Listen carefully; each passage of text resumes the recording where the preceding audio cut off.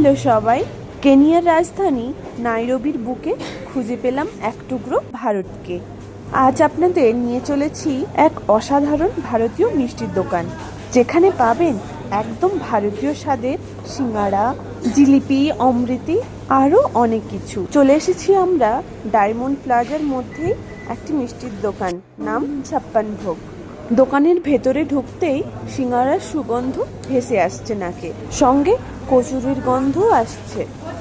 এখানে মোটামুটি অনেক ধরনের মিষ্টি পাওয়া যায়, মাঝে মাঝে রসগোল্লারও খোঁজ পাওয়া যায়, তবে আজ দেখতে পাইনি। এদিকে লাড্ডু, সন্দেশও রয়েছে, স্ন্যাক্সের আইটেমও কম নয় এখানে। এদিকে আবার দেখতে পেলাম কাজু কাঠি, প্রোটিন বারও রয়েছে।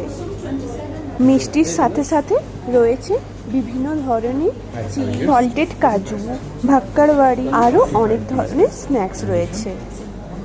আজ আমরা ট্রাই করব সিঙ্গাড়া, কচুরি আর ভাক্কারওয়াড়ি। এখানে সিঙ্গাড়ার দামটা একটু কম, সেই যে আগের দিনের থেকে একটু কম, তবে আজকে সিঙ্গাড়া ছিল আলুর পুর দেওয়া। সঙ্গে দেখতে পেলাম এক প্রকার মিষ্টি, যেন স্ট্রবেরি রয়েছে মিষ্টির দোকানে। এখানে মিষ্টি বিক্রি হয় প্রতি কেজি হিসেবে। নির্দিষ্ট ক্যাটাগরির মধ্য থেকে আপনি বিভিন্ন ধরনের জিনিস নিতে পারেন।